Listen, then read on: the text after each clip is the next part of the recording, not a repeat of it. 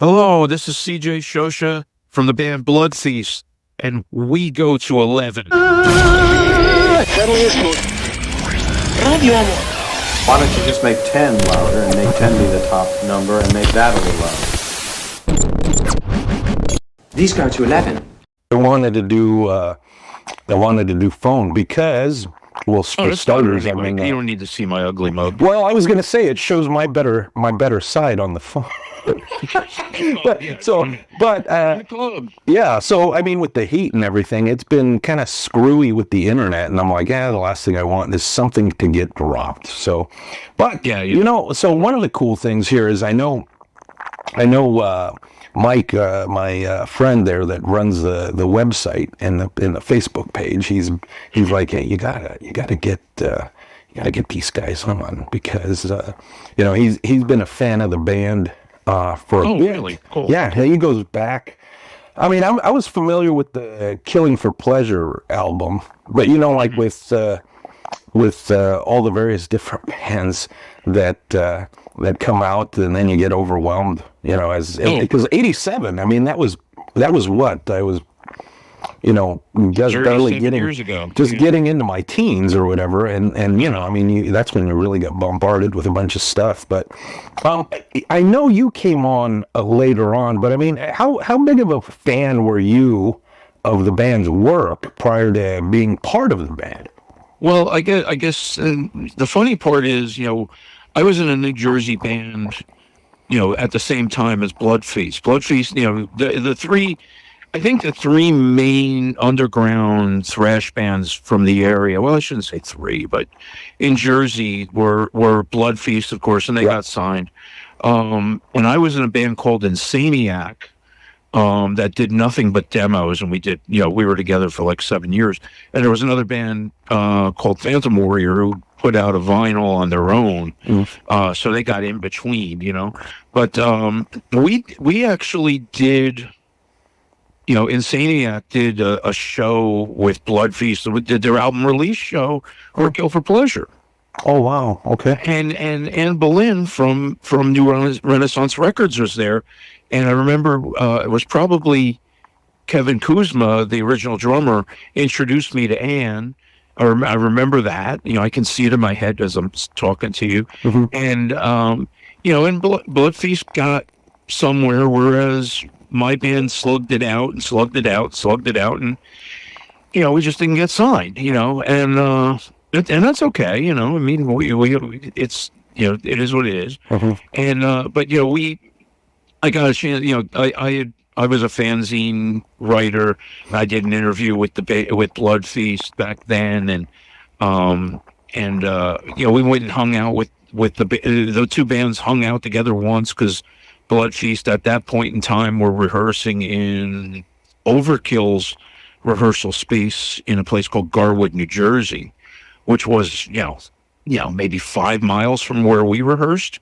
So we were trying to network and all that stuff, and but Blood Feast was higher up the food chain because they got the album deal, and then they did the tour with Death Angel that summer of '87, and then then all of a sudden here comes Face Fate, they were off to the races, So I was fully aware. I was definitely I had seen them probably 4 or 5 times outside of the gig we did with them. So it was I enjoyed what they did, and yeah, I mean, I was a bit of a fan, but Mm-hmm. the song "Face Fate's" the one that blew me away, Right. Because there was a huge production jump. I was like, oh yeah, now this is it, And Gary Markovich, the original singer, was still in that zone where he sang on the first album, Mm-hmm. So, but yeah, I was definitely a fan. So, I guess that's the long version. Yeah, but I think on that Killing for Pleasure, I mean, there's a lot. To me, they almost sounded like a more evolved East Coast version of Slayer. There's definitely that to it, and I kind of almost lumped them in as like proto death metal. Yeah. Because it had that kind of evil vibe, and Gary's vocals were, were that sort of, were in that, almost in that Jeff Becerra range. And I mean, more undistinguishable than Jeff Becerra. Right. But and then out comes Scream Bloody Gore, a couple months after Kill for Pleasure, and then it's like, oh yeah, now I get it. It's kind of like this death metal thing. And I mean, there's it was a nasty record. Right. It's some nasty thrash, man, and it's still as fierce now when we play it as it was back then. Yeah. So, and you're a studio guy, so I mean, I think it's weird, but a lot of these records, because even back then, stuff like Venom, right, the pre-black metal, I mean, they were just kind of like the guys that kind of set the tone for that, and all those bands that came along with them, all those early thrash bands and stuff like that. I mean, the record sounds so dated, but it's so cool sounding. Yeah, I mean, it's kind of it's a sort of its time, but with a better mix, I think it would have done much better than it did. And from what I understand, it was one of the best sellers on New Renaissance. And they've done a bunch of reissues through the years. The label has, and now they've passed it off to High Roller in Germany, at least as far as I understand. Because High Rollers put out reissues of Kill for Pleasure, Face Fate, and Chopping Block Blues now on CD. Oh wow! Oh, nice. We've never had copies of that. So to have copies of that to sell now, that's great. Yeah. As much as it's a completely different album from from the original, from the first album and the EP. It is part of the catalog, and it does need it's nice to have it in print again. Yeah. So yeah, and then, of course, we've got all the stuff we put out since 2017. Right. That's all still in print as well. Although I think Hell's Headbangers, I think, is due to do a repress on Future State of Wicked, I think. And we're almost out. What's your take on streaming? Because I know, in kind of looking at some of the stuff that you guys have done, listening to it, a lot of it is on Amazon Music, so it's a lot on streaming. I mean, obviously, any streaming music artists make very little money, but I kind of use it as a tool, in a sense, to just kind of go, oh, I used to have this cassette. Let me listen to that, and then it's like, yeah, I want to buy it. I'm a CD guy. I know that a lot of people are into vinyl and stuff like that, but for me, it's just kind of like, I want the CD. But that's always been a good tool. What's your take on that? And as far as like with the compression and stuff like that, because, a lot of that is meant to be listened to on earbuds, regardless of how good they are, whether you're listening to it on some Beats or some iPod earbuds, or some of those Skull Candy earbuds, the cheapest of the cheap.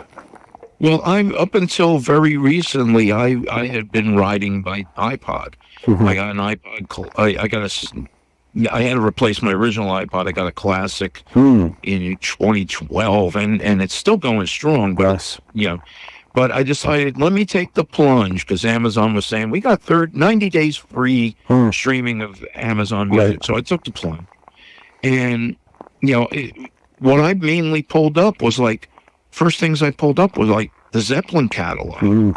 And then I was going, because I don't own any of that stuff anymore. So I'm listening to the stuff I don't need to hear Stairway to Heaven ever, or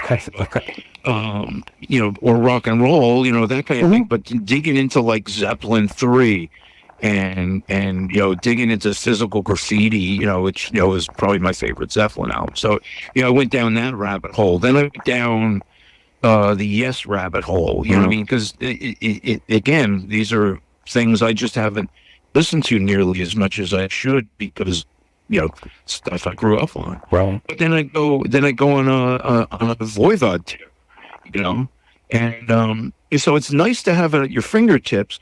But I've got decent enough sound system in my car, but But it's just, I still would rather have the product, just, like Oh yeah, yourself. I mean, right, I want that CD. I want to hear, I want to feel, I want to touch it. I want to, right, read the liner notes, read the lyrics, yeah, that sort of thing, and,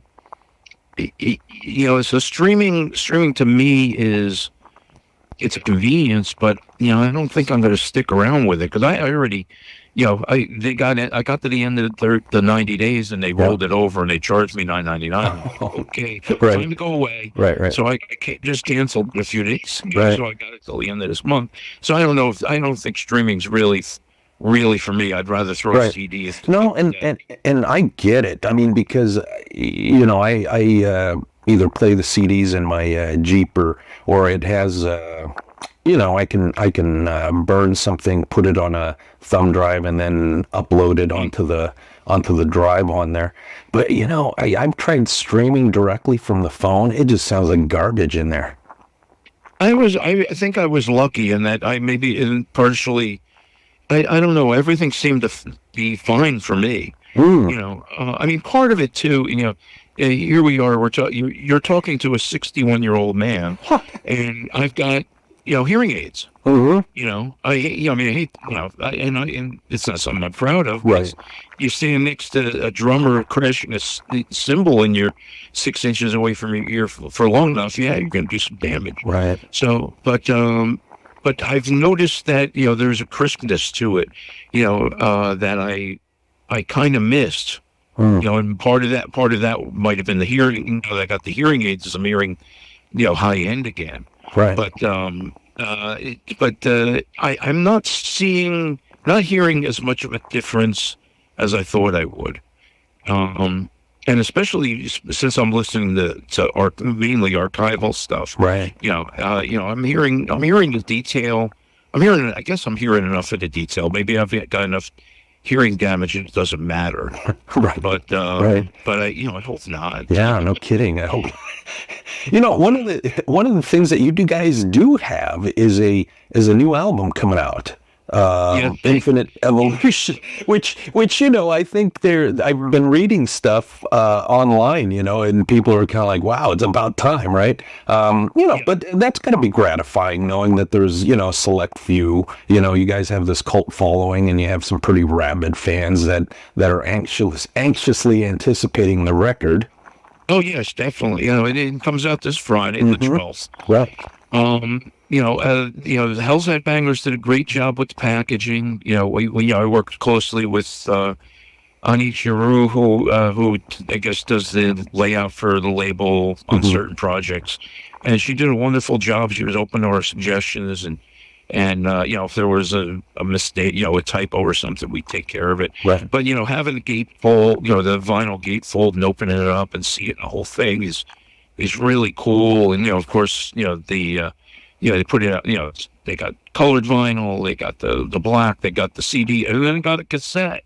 Oh. I'm like, are you? Yeah. I mean, that one still baffles me. Yeah. Right. So The resurgence of cassettes. Right. But people buy them, and they enjoy it. And who are we to say no, Right. And but I mean, as far as the new album, we're it's finally coming out. It took forever. It's it did come out. Definitely. I mean, we were totally pleased with it. The performances are great. We had to pull teeth to get some of them out of me.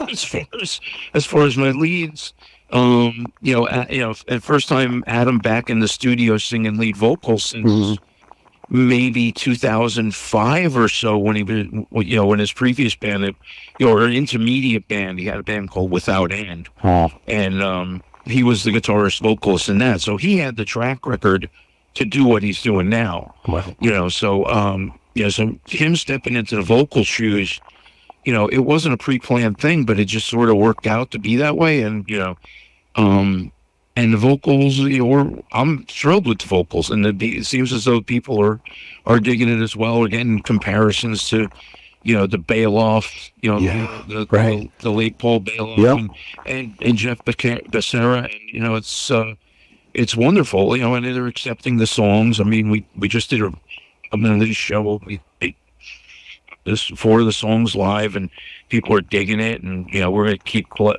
throwing new stuff into the set and changing it all up. But it's gratifying. We'll see how things go as more reviews come in. But the reviews so far have been really good, and hopefully it translates into sales, and the label's happy with us, and all that fun stuff. Right. Yeah, you're right. I mean, you hate using comparisons, but I guess, sometimes you have to utilize those comparisons just to kind of give somebody an idea. But you're right. I mean, I do hear some of that Exodus type of influence in there somewhere, right? But Outbreak, the video. So that video had me thinking of Dexter. The plastic and blood and bands playing in a room. It looks like it looks like one of those what was it? Wherever Dexter dismembered people. Yeah, I mean, that was all the brainchild of the director, Steve, and Mr. Morris Black. And he gave us a video treatment, a professional video treatment. We were like, yeah, let's do this. And he, to see his enthusiasm kept us enthusiastic about it, because, it was a grueling day of shooting, and but it was fun, and what he put together for a final edit was just, was great, especially since, it's the first video ever for Blood Feast. Right. Here we are 39 years into the band's history, and there had never been a video. So we're really happy with it. It was probably the best song to put it with. Do a video for it, because it's so immediate and it's unrelentingly fast. It's just basically a couple of little stops, just for you to kind of catch your breath. And it's been a mainstay in the set since we've been playing it. And now that the video's out, that's the first song people are going to know. So we got to keep, it's going to stay in the set moving forward for a while, I would think. Right. But we're thrilled with it. And, it was just trying to get it to come out, get the editing done and all that. And it just took a while.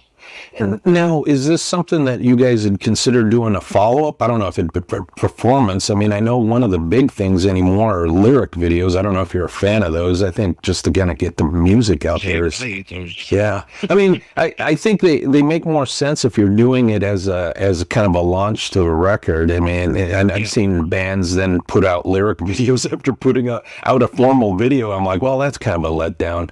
But is that something that interests you guys, or you get label backing to do a follow-up video? Because I mean, I think anymore people go, well, they don't get played, but some of these YouTube videos that bands put out get tons of hits. True. Yeah, I mean, it's hard. We're trying to get it spread out there. So is the label. Doing our best at this point. We're not. None of us live on. None of the 4 of us live on social media. We're not as social media savvy, I guess, as other bands. And in fact, our drummer Adam Kiefer doesn't even have like a Facebook account or anything. So wow, that's probably not a bad thing. Yeah, well, I mean, every now and then, like during COVID, I just kind of withdrew. Sure. I probably spent close to 2 years barely checking the Facebook. So, but things are to be. And thankfully, our new bass player, Dave Kramer, is definitely media savvy, and he's kind of taken over some of the stuff. And we're like, go ahead, dude, that kind of thing. Sure. And he's happy to do it, and it makes him feel part of it. Sure. Much more. I mean, because he's not the bass player on the record. The bass player on the record, I mean, has kind of been buried, but it's Mike LaPonge from Symphony. No way. Oh, nice. Mike did a fantastic job for us. I mean, as you listen through the record, you start at the beginning. It seems like he's like a steamroller going down the hill. With each song, there's like more Mike on it. Okay. You know what I mean? Yeah. He's doing more of what he does, and I'm very familiar with that because spent 15, 16 years recording every project that he got, you know, that was outside his symphony M, right? You know, so when the opportunity, you know, when the opportunity to have him on the record came up, we kind of jumped at it because we were not happy with what was happening at that point in time.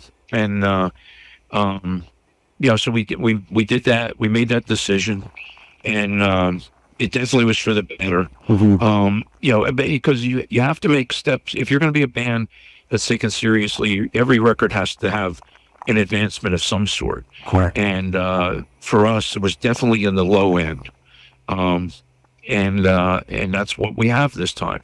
Now, next one, Dave will be on. I mean, he's been with us now for a year and a half, and he's a real positive dude and great player, and you know, he's looking forward to contributing to the next record, and we're already talking about the recording of the next record. So we're halfway. You know, we got four songs ready to go, and we're working on another 3.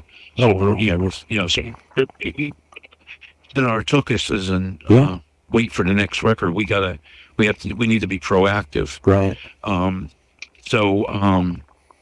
But so anyway, you know, from I think the production is a little better.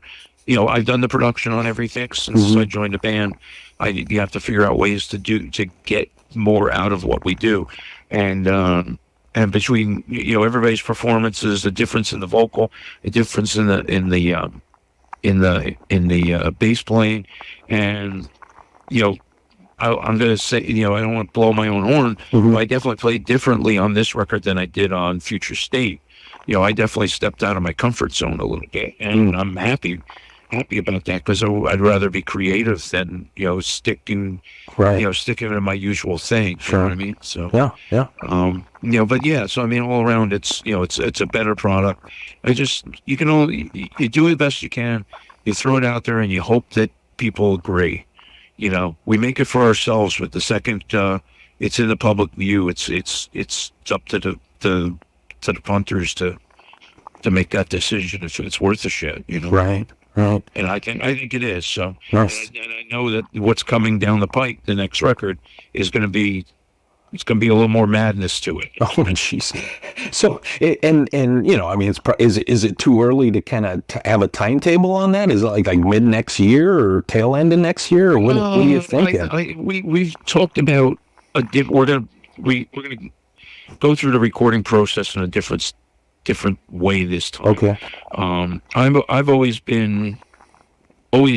appreciated, you know, productions that were complete, that were, you know, that were uniform all throughout, you know, going back to, you know, things like, you know, for instance, you know, I mean, any Napalm Death record except the first one, because that's 2 different bands on each side. Right. But you know, Hard Work, like Carcass, you know, I mean, when things are uniform, I love that stuff. But we're at a point where, okay, let's change it up. So I think what we're going to do is we're going to try and record up to drum tracks in the bank, and then move on to the next songs. Because I mean, we're not completely written for the next record, right?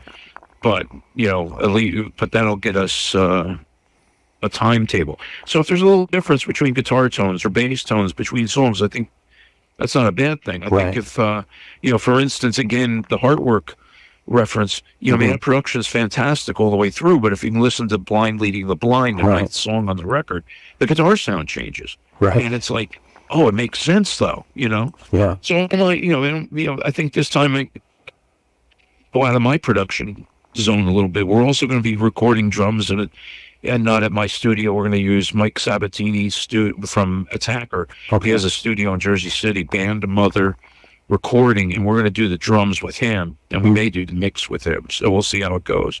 Yeah, but his drum sounds are fantastic, and you know, I mean, not that mine are bad, right? But his are better. Wow, nice. So you know, everybody's bought into my plan, so it's just a matter of following through on it. So we'll see how it goes. Right. We could first do the first batch of songs in the fall. You know, so you know, go in, do 2-3 songs. then get out, then work on the next 2-3 songs, and then go in and get out. It puts less pressure on Adam Kiefer for drumming Well, everything in a couple of days as well. So, and also if we're not happy with something, we can go back and record it, because we know we're going back. So, and yeah, I always fly these things past the boss first, sure. Adam Tranquilli, because he's the remaining OG. Yeah, right. And he's very receptive to ideas like that. So it's very much a group effort, and but at this point, like we just have to kind of keep the ball moving forward. Yeah. One of the things I know when we were trying to kind of coordinate this conversation and stuff, I think at one point you were out doing some teching. Oh yeah. Yeah, and you said, "Hey, I'll be back such and such a date," and then I think we finally did connect and stuff. But tell me a little bit about that, because and here's a question for you, because I would think if you're teching, that's got to be more stressful than being the performer, right? Because you have to keep an eye on everything that's happening on stage. Yeah, I mean, depends on the artist, of course. I mean, I began teching in 2000. Working for the Dictators. Oh, wow. The legendary Dictators. Yeah. And I still work for them now that they got the reunion going a couple of years ago. I called Ross and I called Andy and I said, I want in. I want to be, I'm part of the family. I want to stay. And they were receptive and they've been happy with me. So, I don't do anything different than I did back then. Well. But for them, it's very easy because you're dealing with two guitars, bass, and drummer. Ross plugs into the front of a head. He tunes his own guitar, that sort of thing. Andy, Andy, the bass player. Yeah, again, basically, it's an easy tech gig. Now, before that run I did in end of May, beginning of June, I was out on the road with Angel from the 70s. Yeah. And that nowadays they're a 6-piece band. So Charlie Calv, the keyboard player, has his own tech, but I had to kind of keep my eye on the other 5 guys. And again, the rhythm guitar player plugs into the front of the head. No big deal. He's got one of these headstock tuners, attached to his headstock if he ever has to tune. Bass player self-sufficient. Punky, I got to really keep an eye on him in case there's any tech issues, because there have been a couple of things here and there, or just a cord getting wrapped around something. Keeping an eye on Frank Domino, because he's like a guitar player. He has his own effects pedals in front of him, and it took a couple of shows for me to get my head wrapped around that. And then the drummer Billy Orico has his gigantic kit, and very much like Barry Brand back in the day. So there was a lot more responsibility with that gig, and a lot you'd like to keep an eye on. Right. So, but when I got done with the Dictators, the next day I got a call. Hey, I got from Charlie Calv, because he also works for Deco Records, and he said one of the bands needs tech really in a pinch, and it was a 70s prog band called Nectar, and again, another big band, they're 4-piece plus a backup singer, but the keyboard player has 6 keyboards. Drummer's got an intricate drum kit. And the entire band uses in-ear monitors. So they bring their own in-ear monitor system. That was a mind blower. And thankfully I didn't have to interact with that as much as I was concerned with. Responsibilities got divvied up, but basically my job was to keep an eye on the stage at that point, and there was a lot of guitar switches with the lead singer, lead guitar player Rich, and but it worked out great. But the first show I was like, I hope every night isn't like this. By the third show it's like, oh, this is a piece of cake, that kind of. So you adapt to the job that's in front of you. Yeah. And I know enough, obviously, as a guitar player and a bass player, I know the stringed instruments particularly well. Keyboards, I I don't. These were the first couple of bands I ever worked with that had keyboards, and thankfully they're pretty self-sufficient. But Charlie Calv had his keys go down at one show, so he's trying to talk to us over the music, and he's looking for a memory stick. And we found it so he could reload his sounds, which was thankful, and drums. I've been doing drums, since the Dictator's days. So I mean, it's a larger kit, big deal, Yeah. But it's something I do love to do, and I'm trying to stay in the game as a permanent thing now. Try and continue working. Mm-hmm. I know there's Dictator's work coming up when their record comes out, so I'm looking forward to that. And I'll have to kind of arrange it between Blood Feast things because we have our own shows coming up. We've got a bunch of stuff coming up, and and then hopefully we'll have a lot for next year. So there's no sense putting an album out if you're not going to promote it. Right. No kidding. Hey, I had a curiosity because you're just saying Dictators. I'm guessing you're familiar with the Manitoba's Wild Kingdom album. What did you think of that record? It's basically a Dictator. Yeah, I mean it was just minus Scott, right? And it was more hard rock. It was modern production for that time. Of course, it was a little bigger, right? But the guitars were more metal than a Dictator's record would be. But they when I started working for them, they were playing 3, 4, 5 of those songs all the time anyway. Right. New York, New York, the song, one of the songs, that was a Dictator song before it was a Manitoba song, because that was on on the live record they put out. Fuck 'em if you can't take it. You are right. And there were other songs that were written, that were meant to be Dictator songs, and but the power of like Haircut and Attitude. The 1-2 punch of New York, New York, and into Haircut and Attitude. Oh man, yeah. Especially when it was with Scott. Top 10. Oh, it was wonderful. It was wonderful. To be a fan, and then to work for them, and then to basically stand next to Ross every night. And it was just it was like it was going to school. Right. And but also I did the job the way it needed to be done. They kept giving me more responsibility, and I would take it. Take the ball and run with it. Yeah. Were you a fan of his work with Manowar? I'm a fan of Ross's work. Yes. Yeah. I mean, the records he did were awesome, man. I mean, I think he brought something to that band that made him a little different. Yes. I mean, you got that classic rock, hard rock thing, and then when they brought in I can't remember his name. David. Oh, when they brought in Schenkel. Yeah. More of a shred guy, and then same with Carl Logan, and now with Michael Angelo Badio. Yeah, it's just shred, and it was like nobody can touch what Ross did.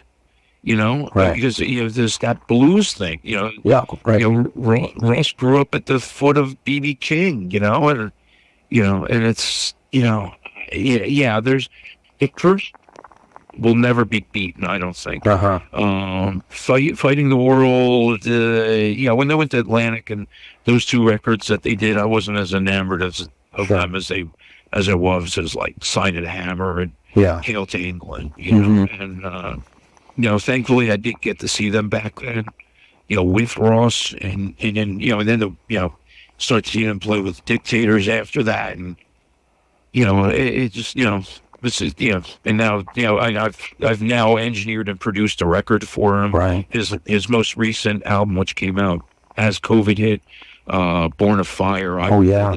And and I can get on the phone and call him. He's my friend. Right. He's my brother in metal. I mean, true brother.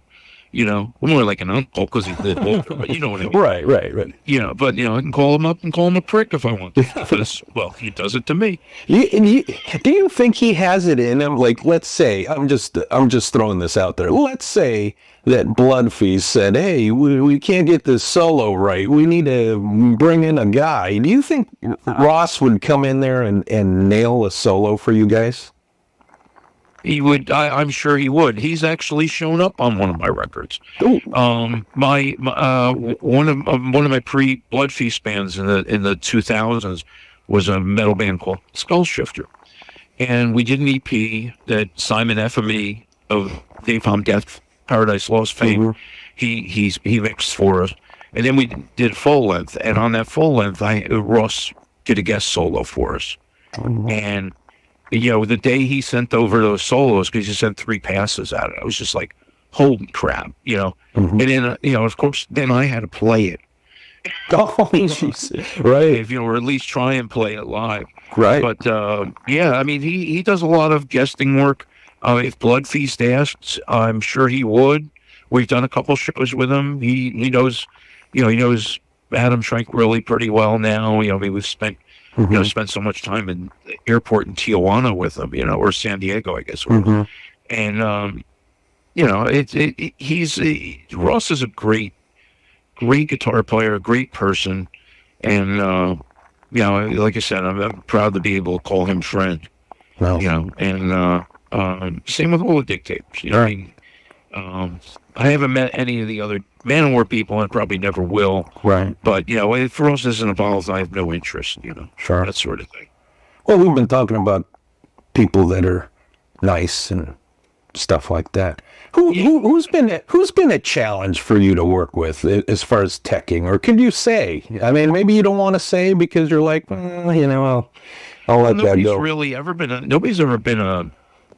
The challenge has been in the work. It's not been about if I'm dealing with a jerk off or not. Yeah. Everybody's been really welcoming to me. They know I have a job to do. They know I'm learning. If I'm just starting to work with them, they know I'm learning the deal. I like with Angel, there was something new in the mix. Meet and greet. Right. And I had to help oversee the meet and greet. And I'm like, wow, this is a challenge. And especially when you got like 35 people and you got to get them all in 30 minutes. Right. So I mean, it's never the people. Yes, you're going to have disagreements here and there, but you should, it blows over. You say you're sorry, or you get your apologies, you move on, and you're buddies again. But I haven't worked with anybody that's been right, been an asshole to me. Right. Or people can be standoffish and want their space, but that's fine. That's absolutely fine. But dealing with the new dictators, you've got Albert Bouchard, the original drummer from Blue Oyster Cult, and he's absolutely wonderful. And then you got Keith Roth from XM. Oh, that's right. Radio. Yeah, right. Frankenstein 3000 is now the new lead singer and rhythm guitar player, and he's like amazing as well. I mean, it's just happy. It's flowers, blue skies, and White Castle. Yeah, and that's the dictators. Jeez. Yeah, exactly. Nice. So I've had bands I've done one-offs or four-offs kind of thing, and never had an issue with anybody. I've never said I don't want to work with them again. It's always like, no, I need more work. Let's go. Right. Nice. Well, that's good. I mean, that sounds like if you don't have bad experiences, then it is all, like you said, rosy. I mean, I think that's just an honest depiction of your experiences. Well, I mean, another one, I didn't even mention this, is in my studio, is I did 2 tour stints with Napalm Death. As a tech. Okay. And, wow. And I remember the first one was 2004. So it's almost 20 years ago now. And they get off the plane in Newark, and here they come. And I'm like, they're coming, to the bus, and it's like, where's Jesse? Jesse Pintado. Yeah, right. And I didn't know he had left the band. Oh. So that was like their first U.S. tour that they did as a 4-piece. And I'm going, I know this guy. And it was Simon F.M.E. Okay. He was doing their live sound. I'm like, dude, why aren't you in the studio making music? He's like, well, I do live sound too. And it's like, that's great. So I got to know, Napalm Death is one of my favorite bands of all time. And I got to go on, spend 5.5 weeks with them. And then I got to do another tour some years later and, spend a month in Canada with them. Oh, wow. And remain friends with them the entire, ever since. Right. And, storing gear for them, doing favors. They've stayed at my house a couple times. The second time there was them and Voivod on tour, and it wound up they had a day off between New York and another destination, and it was Super Bowl Sunday, and having Napalm Death and Voivod in my house, while most of them watching the end of that. He brought the Patriots back in the last. Are you talking about the one against the Falcons? I don't know if it was the Falcons. I don't remember. It was 2015 though. Oh yeah, it very well could have been. It was the down big, and then they. It was the Falcons. I remember. I was watching the game because that's my team, and my kid goes, go ahead and go walk the dog. It'll be fine. I go walk the dog, and they're like within 3 points. Yeah. Oh. And it was snowing like crazy here in Jersey at the time, and there's tour bus parked in front of my house, and it's just like meeting Snake in a way. Right. Yeah. The Napalm guys at that point, oh, you're old hat. I don't want to talk to you. I want to talk to these new guys. Right. And that's when Daniel Molly Chewy was really making his presence felt. Going to go do 2 shows in Canada. We're going to Czech Republic in October. We got a lot of things we want to do, and we're going to do our best to do as much of it as we can. We got so many places we still need to spread the word to people that have, there's people who have been fans since the 80s that have never seen the band. Right. They've never been to, I think Texas or Denver, or the Northwest, Seattle and Portland, there's right. Vancouver, Toronto, all this stuff, all these other places in Europe. And, we want to hit as much as we can. We want to go spread the gospel of infinite evolution, spread the word on the new album, get out there, and of course play all the classics, Kill for Pleasure, Face Beat, Vampire, Bloodlust, Menacing Thunder, of course, Fake Blues, Hunted, Stalked, Slain. We want to play all that stuff for anybody that would have us, so, and with a smile, with a smile on your face when you play. Right, but, smile on our face when we get off stage. I feel, it's just, do as much as we can with the time we have left that we're able to do this. Sure. Because I want, like I said earlier, I'm 61 now. Who knows how long we can thrash like this? Right. But I'm going to push the envelope. I know Gary Holt's doing it. Kerry King's doing it. Yeah. All those guys, obviously they get to do it much, much more than we do as far as on stage, and have been doing it, consistently for all those years. But we have a mission. We want to push what we do and get it to people as much as we can, and put smiles on people's faces. They got to see Blood Feast, and got to hear the songs they've been living with for 37 years. Right. That kind of thing. So, sorry, I babble a lot. No. That's fucking. So, I'm just got like a couple more things, and then thank you for your time, man. This is awesome. So, a good kind of retrospective on your work with the band, and a little bit of the work in doing some teching, studio work, and game plan for Blood Feast down the way. It sounds like you guys want to definitely get out there and promote the record and stuff, which comes out again, we say on July 12th, which is this coming Friday.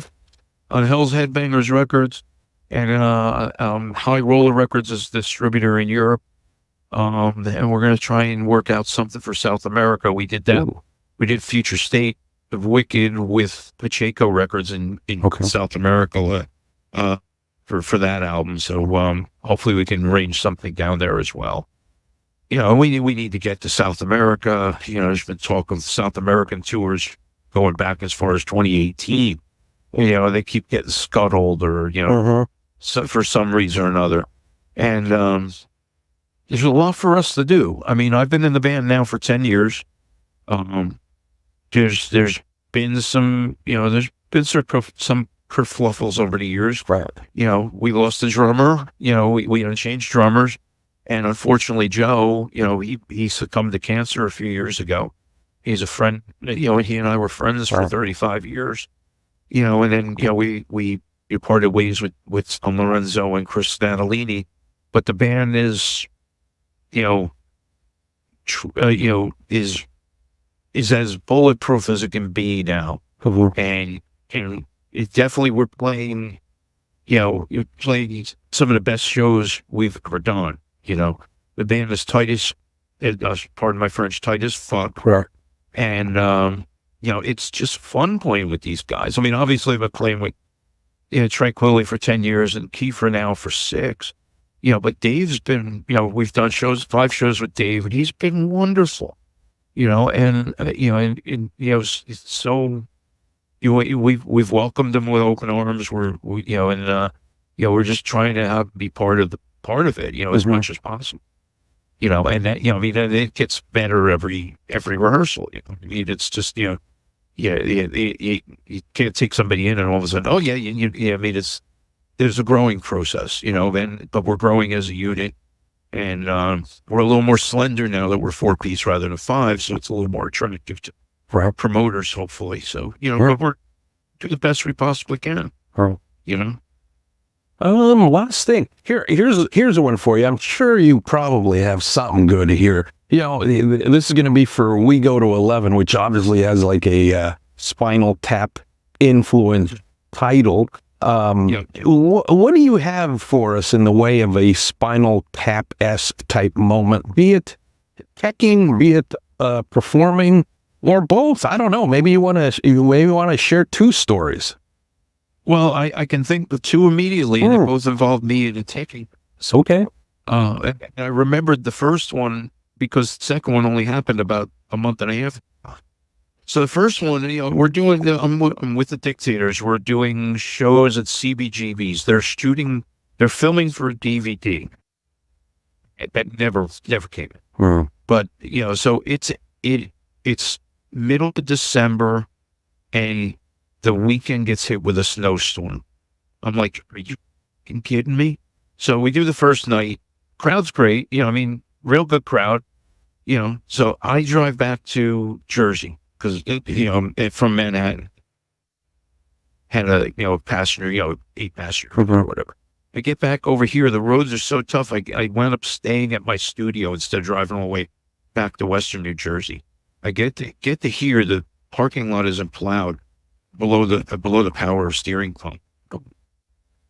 So, I have a restless sleep on a couch. I get back to New York the next day in my van, now without power steering, and we got, pretty much everything is in place for the next day, but there's certain stuff that needs to be moved around. I remember walking off the stage at CBGB's. And there's a chair in front of me, and I go to use the chair to step off the stage. My foot goes right in the middle of the seat part, through the chair. I take a header. And everybody's like, CJ, I'm like, oh, I'm okay. Just leave it here a minute. Oh, So I got my right foot through a chair. It's CBGB's on the floor. Oh, it was hilarious. I was fine. Right. And a couple of weeks ago, something similar happened. We're loading in at the Angel Show in Lakewood, at the Winchester in Lakewood, Ohio, the suburb of Cleveland. We pick up one of the bass players' bass cabinets, very light. And I lose track. I'm looking at the stage, and I see the rhythm guitar player's amp is in the wrong place. So I'm not paying attention. I'm going, we got to move that. There's a little lip on the stage. So I go to get on the stage. I trip over the lip onto the bass cabinet, which thankfully is covered in rug. And my head hit it kind of like a rug burn. Oh. And again, I'm on the floor going, I'm okay. Yeah. Leave me here a second. Because I was paying attention. Right. The wrong thing. And, it was, and that made me remember about the Dictators thing. It was pretty funny. To me, it was funny. To everybody else around me, it's like, you kind of capable. All right. Oh, so I mean, they're not necessarily Spinal Tap, right? But still, well, it's but that's kind of it. Yeah, dodged a couple potential concussions. Jeez. Yes, yeah. I mean, if the speaker cabinet had been turned around the other way because it was a JBL cabinet with a metal grill, if my head hit the metal grill, I'd have wound up probably at the hospital. Yeah. Hey, man. Hey, thanks for your time. We'll get this online and get you a link, and then you can share it. And hopefully, you enjoyed having a short conversation and stuff.